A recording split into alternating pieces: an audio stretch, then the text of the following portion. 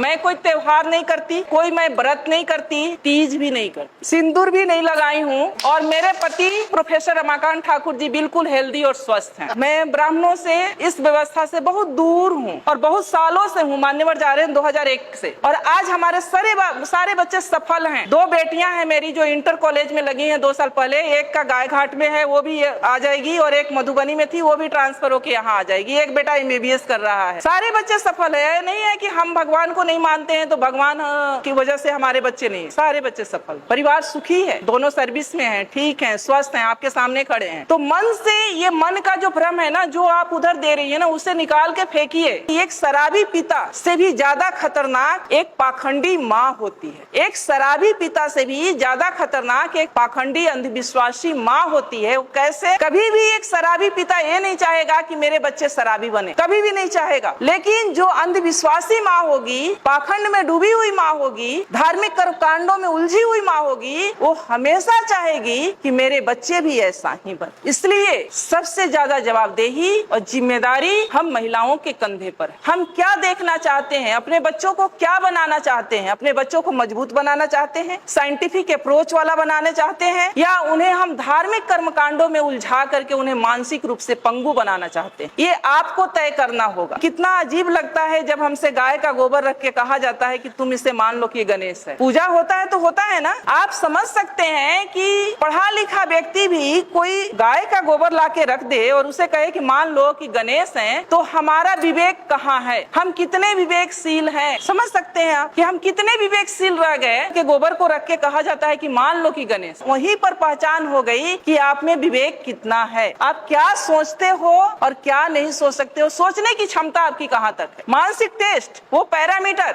तो आप उन सब चीजों से निकले। बुद्ध शरण हंस जी लिखे हैं 4 खूंटे जिसमें हम लोग बंधे हुए हैं। उन 4 खूंटों को उखाड़ फेंकना है। पहला है ब्राह्मण पुरोहित। घर बनाते हैं हम, गृह प्रवेश किसके अनुसार होता है? गृह प्रवेश किसके अनुसार होता है? ब्राह्मण के अनुसार। बच्चे पैदा करते हैं हम, नामकरण कौन करता है? शादी विवाह ठीक करते हैं हम, बिना तिथि कुछ नहीं करते।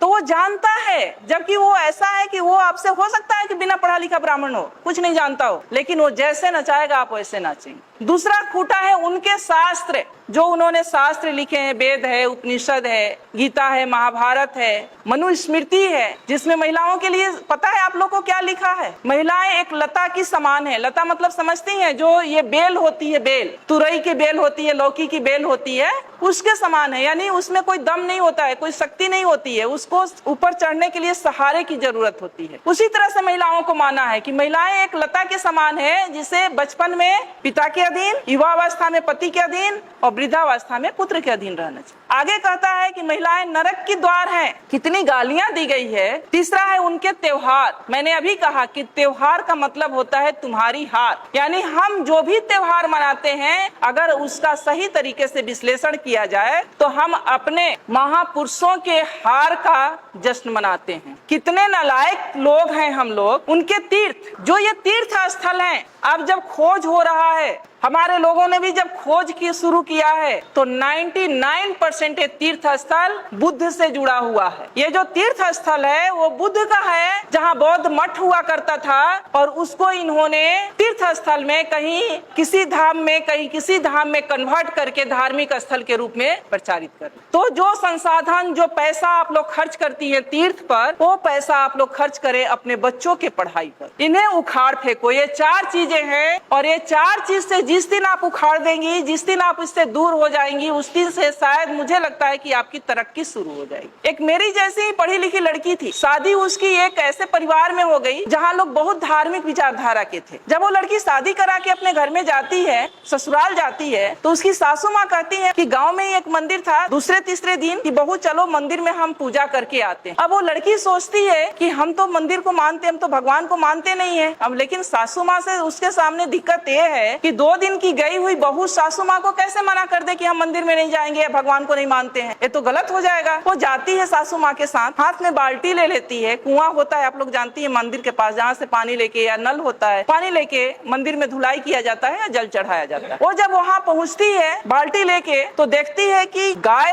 का मूर्ति बाहर बना हुआ है। वो गाय के थन के नीचे बाल्टी रख देती है। सासू माँ अभी ये गाय दूध देगी, घर ले चल के खीर बनाएंगे। उसकी सासू माँ हंसने लगती है कि मेरी बहू तो पागल है, पत्थर की गाय कहीं दूध देगी, मैंने तो ये सोचा था कि ये गाय दूध देगी और हम घर में जाके खीर बनाएंगे। वहाँ से बाल्टी उठा लेती है। फिर वो थोड़ा आगे बढ़ती है तो वहाँ पर शंकर जी का मूर्ति लगा रहता है, तो उनके गले में एक सांप फुफकार रहा होता, तो वो डरने का नाटक करती है और पीछे हट जाती है, सासू माँ से चिपक जाती है। सासू माँ अभी तो ये नाग मुझे डस लेगा। फिर उसकी सासू माँ हंसती है कि क्या वास्तव में मेरी बहू पागल है क्या? ये कहती है कि पत्थर का नाग मुझे डस लेगा, तो कहती है तुम पागल हो गई हो क्या, ये तो पत्थर का है, ये क्या तुम्हें डस सकता है? सासू माँ उसको अंदर ले जाती है जहाँ एक देवी की मूर्ति रहती। फिर उसकी सासू माँ कहती है कि बेटा देवी के चरणों में ये सब चढ़ा के देवी से आशीर्वाद ले लो, ये माँ बहुत आशीर्वाद इनका फलीभूत होता है, तुम आशीर्वाद ले लो। जब ये बात उसकी सासू माँ कहती है तब वो लड़की कहती है, अपने सासू माँ के चरणों में गिर जाती है, कहती है कि माँ पत्थर की गाय अगर दूध नहीं दे सकती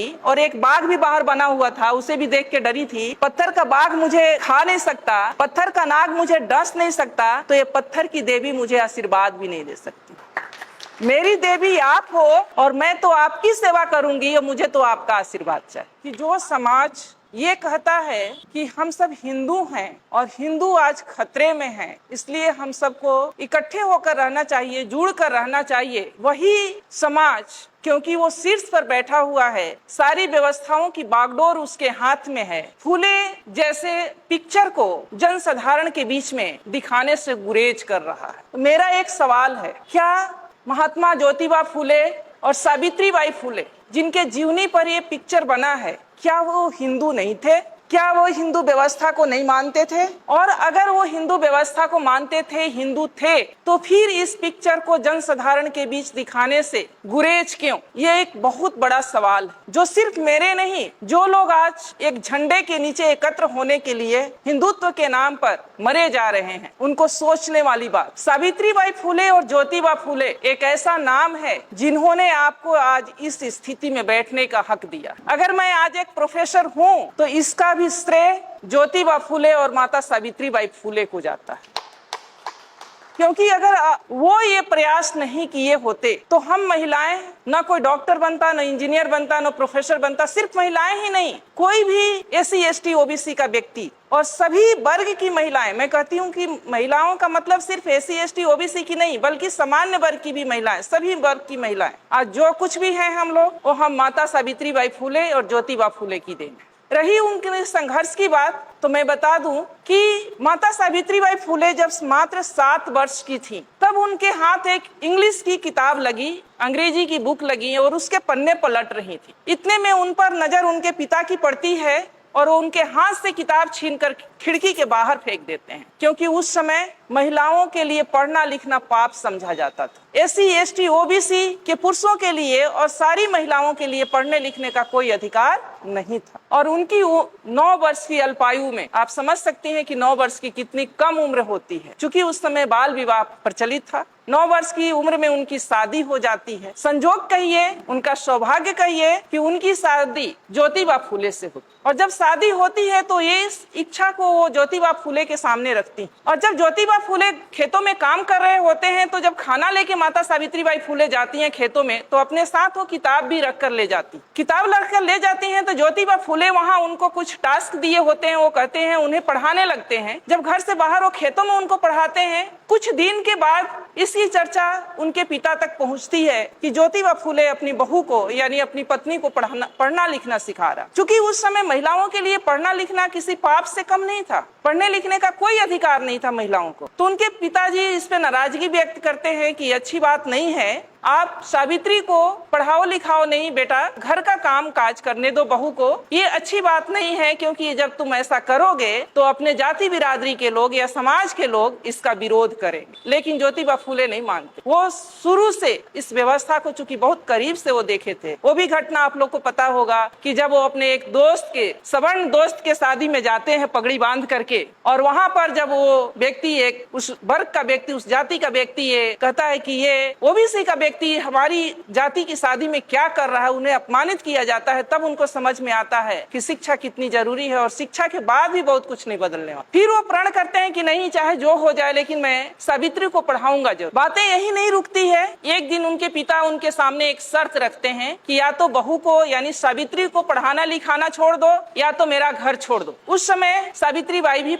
हक्के बक्के रह जाती हैं कि पिता समान ससुर दो तरह की शर्त रख दिए, या तो मैं पढ़ना लिखना छोड़ दूं या पति के साथ मैं घर को छोड़ दूं। ज्योतिबा फूले कहते हैं कि डरने की बात नहीं है, हम पढ़ना लिखना नहीं छोड़ेंगे, तुम्हें पढ़ना लिखना है और हम पिता का घर छोड़ेंगे। उस समय बिना झिझक, बिना कुछ लिए वो अपने माता पिता का घर ज्योतिबा माता सावित्री बाई फूले के साथ छोड़कर घर से निकल जाते। आज जो हिंदू मुस्लिम हो रहा है उस पे मैं थोड़ा बात करना चाहूंगी। उस्मान शेख एक नाम है जो ज्योतिबा फूले के बहुत अच्छे दोस्त हुआ करते थे। पूना के पेठ बाजार में रहते थे। जब वो घर से निकाल दिए जाते हैं तो उसी पूना के पेठ बाजार में जाते हैं और एक रूम लेते हैं, कमरा लेते हैं, रहने लगते हैं। उस्मान शेख से मिलते हैं। उस्मान शेख भी प्रगतिशील विचारधारा के थे। उस समय पर उस्मान शेख उनका मदद करते हैं ज्योतिबा फूले का। आप सोच सकती हैं कि उनके पिताजी ने उन्हें घर से निकाल दिया बहू के साथ। ये भी नहीं सोचा कि बेटा जाएगा तो रहेगा कहाँ, इसके पास कोई रोजगार है न कोई नौकरी है। लेकिन उस दोस्त ने उन्हें पनाह दी। उनके रोजमर्रे की जितने सामान थे वो खरीद के उन्होंने दिया।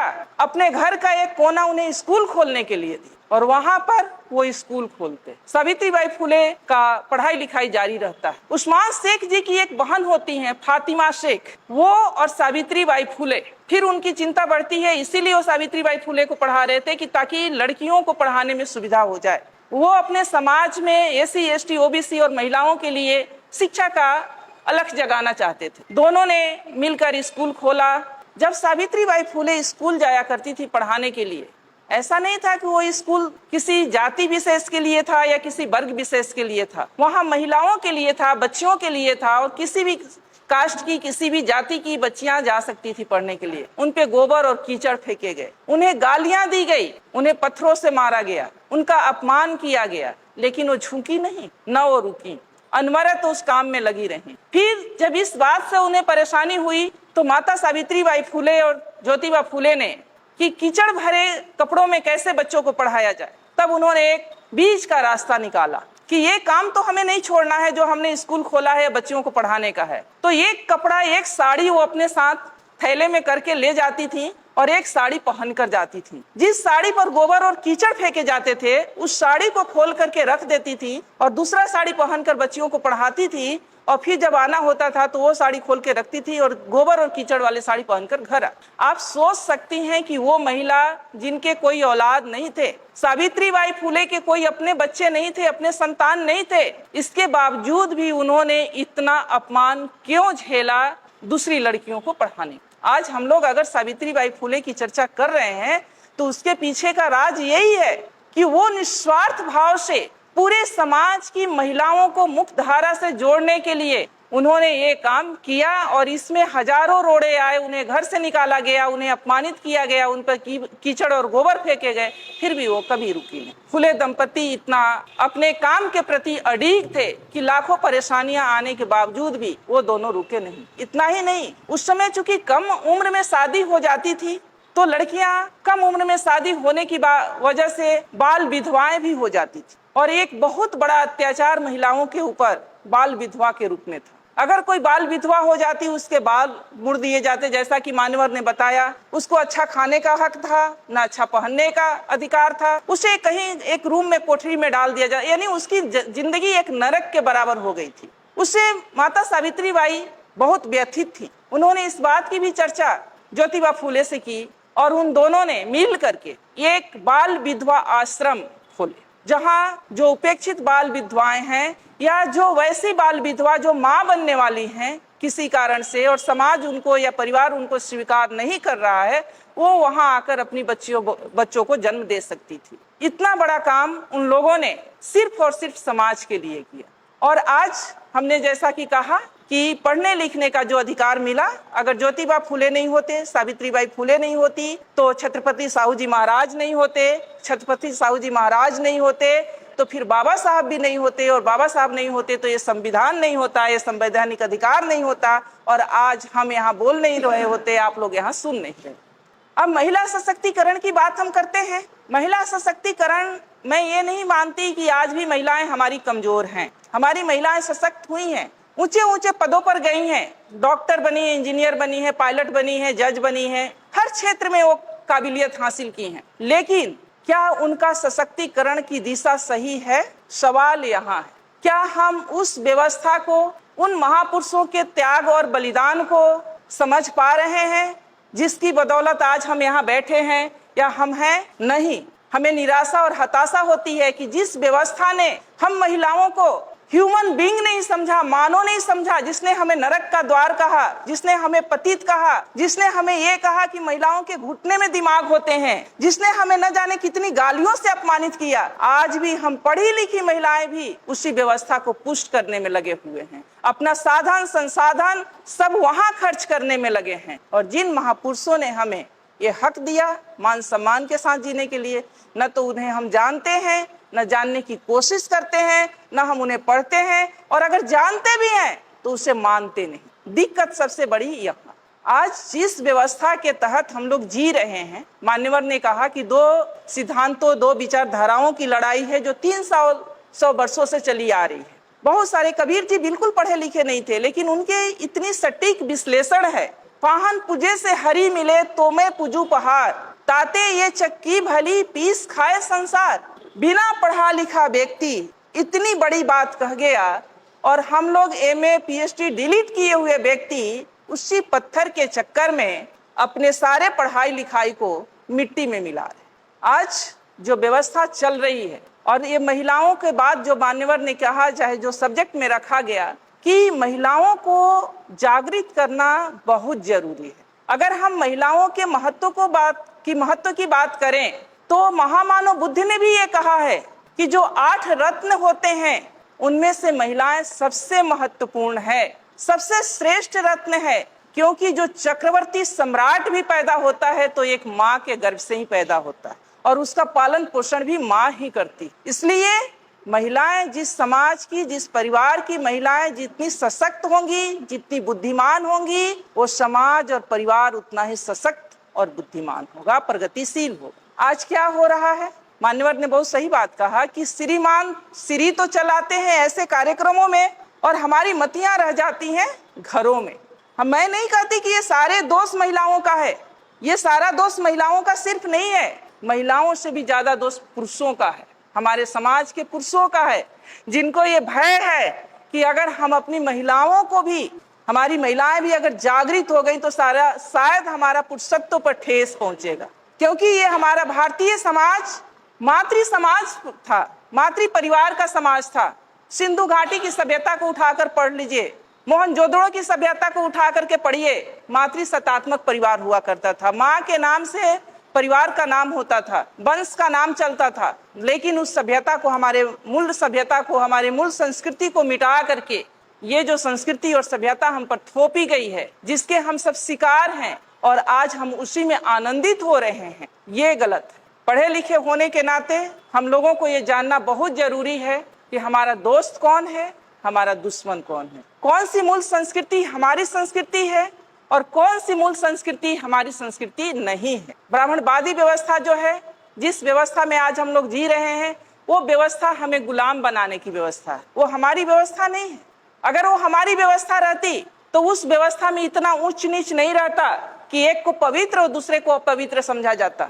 उसमें 6743 जातियां नहीं बनाई जाती, उसमें महिलाओं का इतना अपमान नहीं किया जाता, जिसमें ये कहा जाता कि महिलाओं का अपना स्वतंत्र कोई अस्तित्व ही नहीं है। बचपन में वो पिता के अधीन, युवावस्था में पति के अधीन, और वृद्धावस्था में पुत्र के अधीन रहने के अधिकारी है। यानी महिलाओं का अपना कोई अस्तित्व नहीं है। और हम महिलाएं उसी व्यवस्था में अपना सारा संसाधन, अपनी सारी एनर्जी खत्म किए जा रहे हैं। तो हमें समझना होगा जिस व्यवस्था के तहत हम लोग जी रहे हैं वो व्यवस्था हमारे लिए नहीं। हमारी व्यवस्था क्या है? जो हमारे महापुरुषों ने दिया है, जो ज्योतिबा फूले ने दिया है, जो सावित्रीबाई फूले ने दिया है, जो रामास्वामी पेरियार ने दिया है, जो बाबा साहब ने संवैधानिक आपको अधिकार दिया है, वो हमारी व्यवस्था है जिसमें समानता असमानता जैसी कोई बात नहीं है। जिसमें समानता की बात कही जाती है, असमानता जैसी कोई बात नहीं है। बंधुत्व का बात है, भाईचारा की बात है। संवैधानिक अधिकार जो है, संवैधानिक जो विचारधारा है, उसके अकॉर्डिंग हमको व्यवहार करना होगा। हमें हर उस व्यवस्था को नकारना होगा जो असमानता पर आधारित है, जो बंधुत्व और न्याय की बात नहीं करता है। महिलाओं की बात है तो महिलाओं की जैसा कि बात आई, अभी बहुत सारी बातें आई। महिलाएं क्या है, महिलाओं को क्यों इतना गुलाम बनाया गया, महिलाएं क्यों इतना सॉफ्ट टारगेट हो जाती हैं, महिलाओं को क्यों अपने कलच में लोग ले लेता है, इसके पीछे का भी रीजन है। अब पढ़ी लिखी महिलाएं हैं तो बाहर निकलने लगी, लेकिन जब पढ़ी लिखी महिलाएं नहीं थी तो पुरुष अपने साथ उनको कहीं भी लेके जाते नहीं थे। वो घर में रहती हैं, वो संवेदनशील भी होती हैं। अगर कोई उनसे ये कह दे कि तुम्हारे परिवार पर, तुम्हारे पति पर या तुम्हारे बेटे पर इस तरह का ग्रह गोचर है और ये करोगी तो ठीक हो जाएगा, तो वो अपना सब कुछ न्यौछावर करने के लिए तैयार हो जाती है।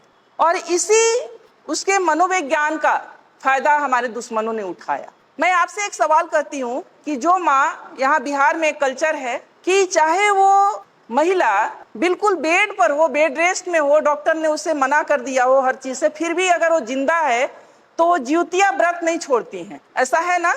ज्योतिया करेंगी ही करेंगी, क्योंकि कहा जाता है कि ये ज्योतिया जो है वो बच्चे के लिए है। तो जो माँ या जो महिला इतना 24 घंटे का बिना पानी के, बिना अपने बच्चे के सलामती के लिए व्रत कर सकती है, क्या उस महिला को झकझोर दिया जाए और बता दिया जाए कि असली तुम्हारी संस्कृति क्या है, तो क्या वो अपने बच्चे के उन्नति के लिए वो स्वीकार नहीं करेगी? जरूर करेगी। तो दोष हमारी महिलाओं में सिर्फ नहीं है, दोष हमारे पुरुषों में भी है कि जो हमारे पुरुष खुद ब्राह्मणी व्यवस्था के गुलाम हैं, वो अपनी महिलाओं को अपना गुलाम बना के रखना चाहते हैं। तो हमारी महिलाएं दोहरी शिकार हो रही हैं। तो पहले पुरुषों को भी तैयार होना होगा, पहले हमारे समाज के पुरुषों को मानसिक रूप से तैयार होना पड़ेगा और अपने महापुरुषों की विचारधारा को अपने घरों तक ले जाना पड़ेगा। और अगर वो वहां पर, कई बार होता है कि महिलाएं हमारी बहुत जल्दी नहीं समझ पाती, क्योंकि उन्होंने जो बचपन से देखा है, अपने माँ के आंचल में जो देखा है कि माँ हमारी व्रत करती थी, त्योहार करती थी, पूजा पाठ करती थी, और अचानक आप उनसे कहें कि आपको कोई पर्व नहीं करना है, तीज त्योहार नहीं करना है, तो वो नहीं मानेंगी। तो आपको उनको ऐसे प्रबोधनों में, जहाँ इस तरह के वैचारिक प्रबोधन होते हैं, वहां लेकर जाना चाहिए। वहां भी नहीं लेकर जा सकते हैं तो आप पतली पतली किताबें आती हैं, उस तरह की किताबों को उनको देना चाहिए ताकि वो पढ़ें। सोशल मीडिया पर बहुत सारी चीजें आने लगी है, आप उनसे उनको अवेयर कराएं, क्योंकि ये बरसों की गुलामी 2 दिन में नहीं खत्म होने वाली।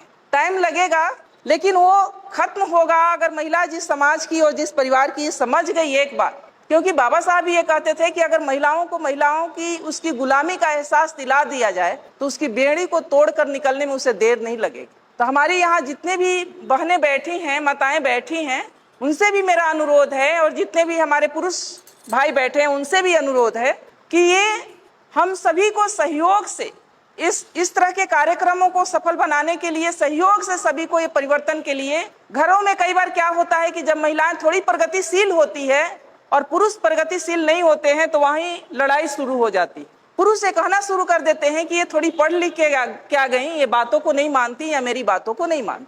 और कई बार अब ये भी देखा जाता है, उसका दूसरा भी पक्ष है कि महिलाएं जब पढ़ लिख जा रही हैं, लड़कियां जब पढ़ लिख जा रही हैं, तो वो भी पुरुषों को तरजीह नहीं दे रही हैं। तो मैं यहाँ पर ये भी कहना चाहूंगी कि पुरुष और महिला दोनों, एक साइकिल का जो 2 चक्के होते हैं, 2 पहिए देखा आप लोगों ने साइकिल, अगर एक पहिए को पंचर कर दिया जाए और दूसरे का टायर ट्यूब सही रहे तो क्या जहां पर जाना है वहां तक हम उस साइकिल से पहुंच सकते हैं?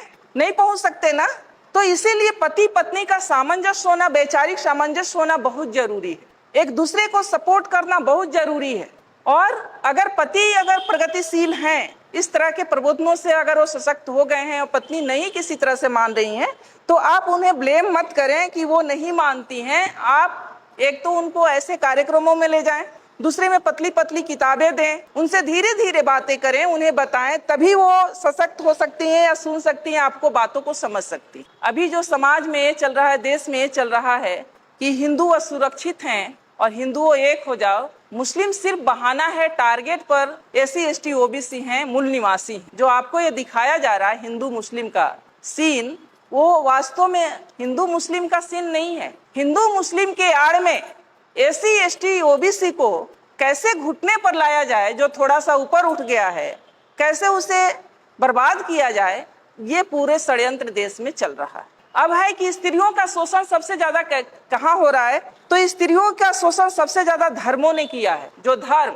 जिसको हम लोग धर्म कहते हैं, वास्तव में वो धर्म नहीं धंधा है। जो धर्म कहते हैं कि हम धार्मिक काम कर रहे हैं, वो धर्म नहीं धंधा है। और पढ़े लिखे भी यहाँ अंधा है, क्योंकि धर्म का अर्थ होता है धारण करना। मैं समाजशास्त्र की छात्रा रही हूँ, उसमें पढ़ाया जाता है कि धर्म का अर्थ होता है धारण करना। धर्म का अर्थ कहीं भी पूजा पाठ से नहीं है। धर्म का मतलब होता है हमारे नैतिक चरित्र से, कि हम कितने नैतिक हैं। हम अपने कर्मों के प्रति, कर्म का मतलब हमारी जो ड्यूटी है, जो हमारी रिस्पॉन्सिबिलिटी है। अगर हम एक माँ हैं तो हमारा ये धर्म है कि अपने बच्चों का पालन पोषण परवरिश अच्छे तरीके से करें। हमारा ये धर्म नहीं है कि हम मंदिर में जाके घंटी बजाएं और बच्चा हमारा भूख से बिलख रहा हो। धर्म का मतलब होता है हमारे नैतिके से। तो जो महिलाओं का जो शोषण सबसे ज्यादा हुआ है वो धर्मों ने किया है। फिर भी महिलाएं सबसे ज्यादा धार्मिक कर्मकांडों में उलझी रही हैं। उन्हें यह पता नहीं है कि जिन धार्मिक कर्मकांडों को मान रही हैं वो उन्हें गुलाम बनाने के लिए है। जिन धार्मिक कर्मकांड को हम लोग कर रहे हैं वो कुछ और नहीं है। जैसा उमा शंकर जी ने कहा कि महिलाओं के लिए व्रत त्योहार इसलिए रखा गया कि जब वो माँ बनने वाली रहे और उपवास करे तो जो बच्चों को पौष्टिक आहार मिलना चाहिए वो न मिले और बच्चा जो है वो किसी तरह से माने हष्ट पुष्ट न हो। तो महिलाओं का इसीलिए किया गया कि महिलाएं किसी भी समाज की रीढ़ होती हैं, किसी परिवार की रीढ़ होती हैं। जिस परिवार की महिला पढ़ी लिखी होगी, मजबूत होगी, फिजिकली या मेंटली मजबूत होगी जिस परिवार के, उस परिवार के बच्चे भी मेंटली और फिजिकली मजबूत होंगे। जो महिलाएं देखती होंगी आप कि जो माँ बीमार सी है उसके बच्चे भी बहुत हष्ट पुष्ट नहीं होते। तो ये साइंटिफिक भी है।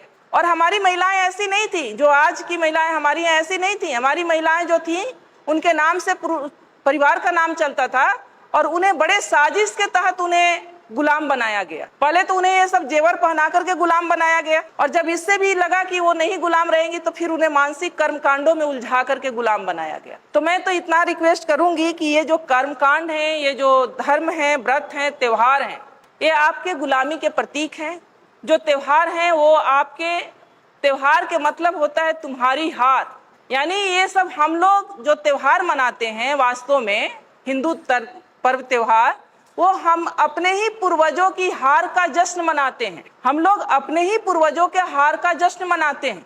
और कहा गया है कि एक शराबी पिता से भी ज्यादा खतरनाक एक पाखंडी माँ होती है। एक शराबी पिता से भी ज्यादा खतरनाक एक पाखंडी अंधविश्वासी माँ होती है। वो कैसे?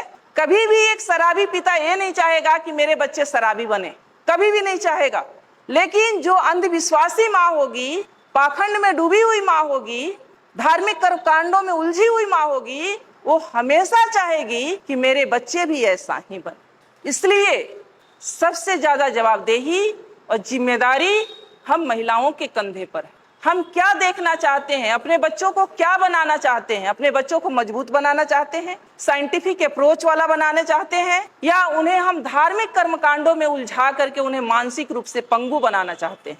ये आपको तय करना होगा। अगर कोई भी माँ, मैं उदाहरण, कोई भी माँ अगर चाह ले कि मुझे अपने बच्चे को ऐसा बनाना है, तो मैं चाहती हूँ कि दुनिया की कोई भी ताकत उसे रोक नहीं सकती। अगर जो माँ अगर ठान ले कि मुझे अपने बच्चे को कैसा बनाना है, अगर चाह ले कि मुझे अपने बच्चे को एक सफल, सशक्त, मजबूत बनाना है, मानसिकता वाला, तो कोई भी दुनिया की ताकत उसको डिगा नहीं सकती। लेकिन कैसे वो बच्चा बनेगा? जब माँ ही उलझी रहेगी, माँ को देखेगा कि माँ हमारी मंदिर में घंटी बजा रही है, तो बच्चा अपने पर कैसे विश्वास? बच्चे को भी यही विश्वास होगा कि जब तक ये भगवान जी नहीं चाहेंगे हम कुछ नहीं बनेंगे। मैं ये नहीं कहती हूँ कि आप लोग एकदम पूजा पाठ को छोड़ दीजिए, लेकिन मैं एक छोटी सी कहानी आप लोग के सामने कहूंगी। एक मेरी जैसी ही पढ़ी लिखी लड़की थी, शादी उसकी एक ऐसे परिवार में हो गई जहाँ लोग बहुत धार्मिक विचारधारा के थे। जब वो लड़की शादी करा के अपने घर में जाती है, ससुराल जाती है, तो उसकी सासू माँ कहती है, वैसे भी अमूमन होता है कि गांव में ही एक मंदिर था, दूसरे तीसरे दिन कि बहू चलो मंदिर में हम पूजा करके आते हैं। अब वो लड़की सोचती है कि हम तो मंदिर को मानते, हम तो भगवान को मानते नहीं है। अब लेकिन सासू माँ से उसके सामने दिक्कत ये है कि 2 दिन की गई हुई बहू सासू माँ को कैसे मना कर दे कि हम मंदिर में नहीं जाएंगे या भगवान को नहीं मानते हैं, ये तो गलत हो जाएगा। वो जाती है सासू माँ के साथ, हाथ में बाल्टी ले लेती है, कुआं होता है आप लोग जानती है मंदिर के पास, जहाँ से पानी लेके, या नल होता है, पानी लेके मंदिर में धुलाई किया जाता है या जल चढ़ाया जाता है। वो जब वहां पहुंचती है बाल्टी लेके, तो देखती है कि गाय का मूर्ति बाहर बना हुआ है।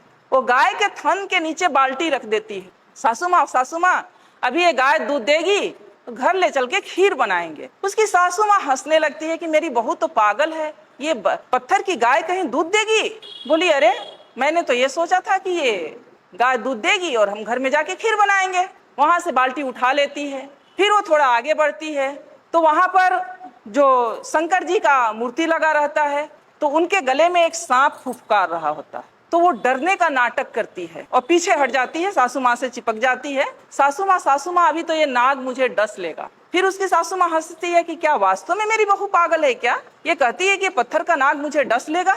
तो कहती है तुम पागल हो गई हो क्या? ये तो पत्थर का है, ये क्या तुम्हें डस सकता है? तो बोली अच्छा नहीं डसेगा तो नहीं। तो लड़की समझती है दिमाग से कि अब मैं सही रास्ते पर हूँ, अब सासू माँ को समझाना थोड़ा आसान हो जाएगा। फिर उसके बाद सासू माँ उसको अंदर ले जाती है जहाँ एक देवी की मूर्ति रहती। फिर उसकी सासू माँ कहती है कि बेटा देवी के चरणों में ये सब चढ़ा के देवी से आशीर्वाद ले लो, ये माँ बहुत जो है आशीर्वाद इनका फलीभूत होता है, तुम आशीर्वाद ले लो। जब ये बात उसकी सासू माँ कहती हैं, तब वो लड़की कहती है, अपने सासू माँ के चरणों में गिर जाती है, कहती है कि माँ अगर गाय का, पत्थर की गाय अगर दूध नहीं दे सकती और एक बाघ भी बाहर बना हुआ था, उसे भी देख के डरी थी, पत्थर का बाघ मुझे काट नहीं खा नहीं सकता, पत्थर का नाग मुझे डस नहीं सकता, तो ये पत्थर की देवी मुझे आशीर्वाद भी नहीं दे सकती। मेरी देवी आप हो, मेरी देवी आप हो और मैं तो आपकी सेवा करूंगी और मुझे तो आपका आशीर्वाद चाहिए। आज समाज में क्या हो रहा है, मैं महिलाओं को थोड़ा आईना दिखाना चाहूंगी। आज समाज में क्या हो रहा है, हम बहुत धार्मिक बन रहे हैं, हम खूब पर्व त्योहार कर रहे हैं, तीज त्योहार कर रहे हैं, मंदिरों में जा रहे हैं, तीर्थ स्थानों पर जा रहे हैं, और घर में हमारे बुजुर्ग को हम पूछ भी नहीं रहे हैं कि आप खाना खाएंगे या नहीं। वो हमें बोझ लग रहे हैं। हमारे वृद्ध हैं, हमारे बुजुर्ग वृद्धाश्रम में जा रहे हैं। तो ये कैसा धर्म है? धर्म ही करना है तो मानवता का धर्म करें, आप अपने बुजुर्गों का सम्मान दें। धर्म ही करना है तो अपने पति का साथ दें। धर्म ही करना है तो अपने बच्चों को सद्मार्ग दिखाएं, उनको अपना समय दें, उनको सही रास्ते पर ले जाएं, उनको जीवन में सफल बनाएं, उनमें वैज्ञानिक सोच भरें, साइंटिफिक सोच भरें उनमें। धर्म ये है, धर्म ये नहीं कहता कि आप जाकर के, अगर यही धर्म होता तो हमारे महापुरुष भी यही धर्म किए होते। बाबा साहब लास्ट में जाकर के उन्होंने कहा कि ये धर्म रहने के लायक नहीं है, और उन्होंने लास्ट में जाके बौद्ध धर्म को स्वीकार किया। वो कहते हैं कि जो धर्म एक कुत्ता बिल्ली को गोद में पालता हो, घर में जाने का अधिकार देता हो, और एक व्यक्ति को अछूत मान के उसे छूने पर भी छूना भी नहीं चाहता हो, वो धर्म धर्म नहीं हो सकता। तो हम लोग को साइंटिफिक विचार अपने में लाना होगा, तभी हम अपने महापुरुषों की बात कर सकेंगे, उनकी विचारधारा को अपना सकेंगे और उनके विचारों पर चल सकेंगे। एक बार मेरी बहस हो गई थी सोशल मीडिया पर कि मुझसे पूछा गया, कुछ बातें थी, मैंने उस पर कटाक्ष की कि कितना अजीब लगता है जब हमसे गाय का गोबर रख के कहा जाता है कि तुम इसे मान लो कि गणेश है। होता है ना, पूजा होता है तो होता है ना। आप समझ सकते हैं कि पढ़ा लिखा व्यक्ति भी कोई गाय का गोबर ला के रख दे और उसे कहे कि मान लो कि गणेश हैं, तो हमारा विवेक कहाँ है? हम कितने विवेकशील हैं? समझ सकते हैं आप कि हम कितने विवेकशील रह गए कि गाय को भी रख करके, गोबर को रख के कहा जाता है कि मान लो कि गणेश। यानी आप वहीं पर पहचान हो गई कि आप में विवेक कितना है, आप क्या सोचते हो और क्या नहीं सोच सकते हो, सोचने की क्षमता आपकी कहाँ तक है। मानसिक टेस्ट, वो पैरामीटर, तो आप उन सब चीजों से निकले। मेरा बस एक ही रिक्वेस्ट है कि उन 3-4 चीज करें। 4 खूंटे की बात कही गई है, आईएएस, एक शायद मेरे पास है वो किताब, 4 खूंटे, बुद्ध शरण हंस आईएएस हैं। ये पतली सी किताब है, आईएएस हैं, ये कोई साधारण व्यक्ति नहीं है, समझ सकते हैं आप लोग। बुद्ध शरण हंस जी लिखे हैं 4 खूंटे जिसमें हम लोग बंधे हुए हैं। उन 4 खूंटों को उखाड़ फेंकना है। अगर वास्तव में अपने महापुरुषों के प्रति थोड़ी सी भी हम लोगों की अंदर श्रद्धा है तो करना पड़ेगा, तभी हम, क्योंकि जब तक हमारे इस मन मस्तिष्क में कुछ लिखा हुआ है, जब ब्लैक बोर्ड देख रहे हैं, जब तक ब्लैक बोर्ड पर लिखा हुआ है, दूसरी चीज तब तक नहीं लिखी जा सकती जब तक कि उसको साफ न किया जाए। बिना साफ किए दूसरी चीज नहीं लिखी जा सकती। तो ये जो 4 खूंटे हैं उससे आपको उखाड़ना होगा। पहला है ब्राह्मण पुरोहित। घर बनाते हैं हम, गृह प्रवेश किसके अनुसार होता है? गृह प्रवेश किसके अनुसार होता है? ब्राह्मण के अनुसार। बच्चे पैदा करते हैं हम, नामकरण कौन करता है? शादी विवाह ठीक करते हैं हम, बिना तिथि कुछ नहीं करते। तो वो जानता है, जबकि वो ऐसा है कि वो आपसे हो सकता है कि बिना पढ़ा लिखा ब्राह्मण हो, कुछ नहीं जानता हो, लेकिन वो जैसे नचाएगा आप वैसे नाचेंगे। तो सबसे पहले तो इसको छोड़िए, पहला खूंटा। दूसरा खूंटा है उनके शास्त्र, जो उन्होंने शास्त्र लिखे हैं, वेद है, उपनिषद है, गीता है, महाभारत है, मनुस्मृति है। मैं तो कहती हूँ कि उनके वेदों को भी आपको पढ़ना चाहिए। शायद आप उनके वेदों को पढ़ लें, मनुस्मृति को पढ़ लें तो शायद कल्याण हो जाए। जिसमें महिलाओं के लिए पता है आप लोग को क्या लिखा है? महिलाएं एक लता की समान है। लता मतलब समझती हैं, जो ये बेल होती है, बेल, तुरई की बेल होती है, लौकी की बेल होती है, उसके समान है। यानी उसमें कोई दम नहीं होता है, कोई शक्ति नहीं होती है, उसको ऊपर चढ़ने के लिए सहारे की जरूरत होती है। उसी तरह से महिलाओं को माना है कि महिलाएं एक लता के समान है, जिसे बचपन में पिता के अधीन, युवावस्था में पति के अधीन और वृद्धावस्था में पुत्र के अधीन रहना चाहिए। आगे कहता है कि महिलाएं नरक की द्वार हैं। कितनी गालियां दी गई है। तीसरा है उनके त्योहार। मैंने अभी कहा कि त्योहार का मतलब होता है तुम्हारी हार। यानी हम जो भी त्योहार मनाते हैं, अगर उसका सही तरीके से विश्लेषण किया जाए तो हम अपने महापुरुषों के हार का जश्न मनाते हैं। कितने नालायक लोग हैं हम लोग, कितने नालायक लोग हैं हम लोग, जो हम अपने ही पूर्वजों के अपमान, जो उनका अपमान हुआ। देखिए मनुस्मृति, देखिए आ गया ब्राह्मणों का संविधान, जिससे आजकल चल रहे हैं हम सब, अभी भी चल रहे हैं। संविधान लागू होने के 75 साल बाद भी हमारा व्यवहार, विचार सब इससे चल रहा है, संविधान से नहीं चल रहा है। क्योंकि अगर संविधान से चल रहा होता तो समता, समानता, बंधुत्व और न्याय की बात हो रही होती। तो दूसरा है कि उनके शास्त्र का से अपना नाता तोड़ लीजिए। उनके त्योहार, उनके तीर्थ, जो ये तीर्थ स्थल हैं, अब जब खोज हो रहा है, हमारे लोगों ने भी जब खोज की शुरू किया है, तो 99% ये तीर्थ स्थल बुद्ध से जुड़ा हुआ है। ये जो तीर्थ स्थल है वो बुद्ध का है, जहां बौद्ध मठ हुआ करता था, और उसको इन्होंने तीर्थ स्थल में कहीं किसी धाम में, कहीं किसी धाम में कन्वर्ट करके धार्मिक स्थल के रूप में प्रचारित कर दिया। तो जो संसाधन, जो पैसा आप लोग खर्च करती हैं तीर्थ पर, वो पैसा आप लोग खर्च करें अपने बच्चों के पढ़ाई पर। मेरा कहना है कि बच्चों के पढ़ाई पर इन्हें उखाड़ फेंको। ये 4 चीजें हैं, और ये 4 चीज से जिस दिन आप उखाड़ देंगी, जिस दिन आप इससे दूर हो जाएंगी, उस दिन से शायद मुझे लगता है कि आपकी तरक्की शुरू हो जाएगी। और इसके लिए बहुत जरूरी है कि हम मानसिक रूप से बहुत मजबूत बने, तर्कशील बने। ये करना इतना आसान नहीं है। मैं आज आपके सामने खड़ी हूँ तो मुझ में कुछ परिवर्तन आप लोग को दिख रहा होगा, शायद नहीं भी दिख रहा होगा। तो कुछ चीजें मैं नहीं मानती, मैं कोई त्योहार नहीं करती, कोई मैं व्रत नहीं करती, इवन यहाँ तक कि ज्योतिया भी नहीं करती, तीज भी नहीं करती, सिंदूर भी नहीं लगाई हूँ। और मेरे पति प्रोफेसर रमाकांत ठाकुर जी बिल्कुल हेल्दी और स्वस्थ हैं।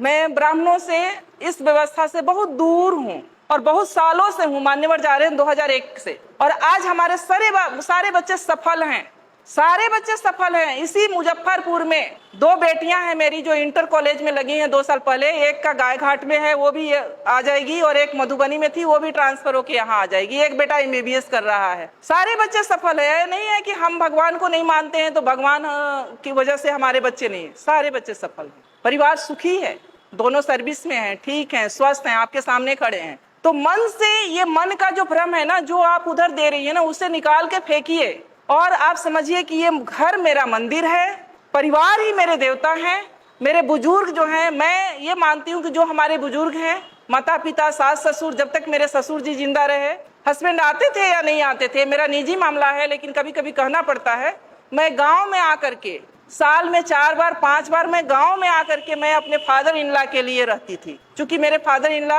एक बार गए थे मुरादाबाद, मेरे बड़े जेठ नहीं हैं तो जेठानी जो हैं तो घर नहीं छोड़ के जा सकते थे, तो उनकी वजह से मैं आके साल में 4 बार 5 बार 5-5 6-6 दिन रहती थी उनकी सेवा के लिए। वो मेरे लिए देवता थे। मेरे माँ बाप, मेरे सास ससुर, वो मेरे बड़े बुजुर्ग मेरे लिए देवता थे। तो मैं यही अनुरोध, मेरी माता जी बैठी हैं, इनसे बड़ा देवता कोई नहीं है। ये जिनके घर में भी हैं उनसे, उनके घर के लिए मैं बताऊं कि उनसे बड़ा कोई देवता नहीं है। और कहीं उनको तीर्थ और मंदिर और मस्जिद और कहीं तीर्थ यात्रा पर जाने की जरूरत नहीं है जिनके घर में बुजुर्ग हैं और जिनके घर में बच्चे हैं। लेकिन इसके लिए आपको अपने अंदर से मजबूत बनना पड़ेगा, अपने भय को निकालना पड़ेगा, अपने डर को निकालना पड़ेगा। अगर सावित्रीबाई फूले भी हम ही लोग के जैसा अगर उसी व्यवस्था में उलझी हुई होती, पेशवाओं का राज था उस समय, आप सोच सकती हैं कि कितना शक्ति थी, तो आज यहाँ उनका बैनर लगाकर और फोटो लगाकर हम लोग चर्चा नहीं कर रहे होते। तो उसको पढ़िए, उसको समझिए, उसको जानिए और आपके जो संसाधन हैं, जो पैसे हैं, जो समय है, उसको बचाइए अपने परिवार पर, अपने समाज पर और इस तरह के कार्यक्रमों में खर्च कीजिए। जो आप उधर खर्च करें इस तरह के कार्यक्रम में खर्च कीजिए, लोगों को इकट्ठा कीजिए, उनमें ये जागृति फैलाइए, ये विचार फैलाइए, तो शायद इससे ही हमारे समाज का कल्याण होना है। नहीं तो अगर हम उधर हैं तो उधर एक पशु से ज़्यादा हमारा महत्व नहीं है। उधर अगर हैं, हम जिस व्यवस्था में हम लोग जी रहे हैं, अगर उसी व्यवस्था में हैं तो किस स्थिति में हैं और क्या आपका महत्व है आप लोग भी हमसे अच्छा जानते हैं। SC ST OBC के लिए क्या कहा गया है, उसको पढ़ने लिखने का अधिकार नहीं है, उसको संपत्ति रखने का अधिकार नहीं है, उसको अच्छा कपड़ा पहनने का अधिकार नहीं है, अच्छे मकान में रहने का अधिकार नहीं है। अगर उसके पास कुछ संपत्ति है तो उसमें पहला अधिकार ब्राह्मणों का बनता है, जो जब चाहे वो ले सकता है। तो क्या आप लोग चाहेंगे कि ऐसा हो? चाहेंगी? कोई माँ नहीं चाहेगी, कोई बहन नहीं चाहेगी कि हमारे बच्चों के साथ ऐसा हो। हर माँ, हर बहन यही चाहेगी कि हमारे जो बच्चे हों वो स्वतंत्रता के साथ, आज़ादी के साथ एक सशक्त मानव के रूप में जिंदगी जिए। तो उसके लिए व्यवस्था भी हम लोग को बनानी पड़ेगी, क्योंकि आज जिस व्यवस्था में थोड़ा सा हम लोग बोल पा रहे हैं, कह पा रहे हैं, हमारे महापुरुषों की देन है। और उनकी जो रोपे हुए पौधे का जो फल हम लोग खा रहे हैं, तो हम लोग की भी ये ड्यूटी बनती है कि अपने आने वाली पीढ़ी के लिए हम लोग भी एक रास्ता बना के जाएं, ताकि आने वाली पीढ़ी हमारे स्वाभिमान के साथ जी सके, एक मान सम्मान के साथ जी सके। मेरा जो जीवन का अनुभव है मैं आपको बता सकती हूँ कि मैंने ऐसा नहीं है कि मैं शुरू में नहीं करती थी, मैंने 1-2 साल किया था। फिर मैं जहाँ पर रहती हूँ मैंने देखा कि जब मेरे घर से फोन जाता था कि ज्योतिया है या तीज है, चूंकि मैं सर्विस में हूँ तो मुझे भी उतना आभास नहीं होता था, छुट्टी नहीं होती वहाँ उतनी। तो मैंने कहा कि वहाँ के लोग नहीं करते, कोई नहीं जानता ये ज्योतिया क्या होता है, ये तीज क्या होता है, वो दूसरे महीने में। तो मैंने अपने दिमाग में ये सोचा कि ऐसा कैसे हो सकता है कि बिहार की माँ के लिए बच्चे अपने इतने प्रिय हैं और यहाँ की माँओं के लिए बच्चे नहीं प्रिय हैं। ये तो पूरे इंडिया में एक दिन होना चाहिए, ये तो बड़ा घालमेल है। फिर मैंने 1-2 साल मेरे तर्क चला, फिर मैंने छोड़ दिया। हमने कहा ये सब कुछ नहीं है, मन का भ्रम है और मन के भ्रम के अंतर्गत ये सब कुछ हम लोग कर रहे हैं।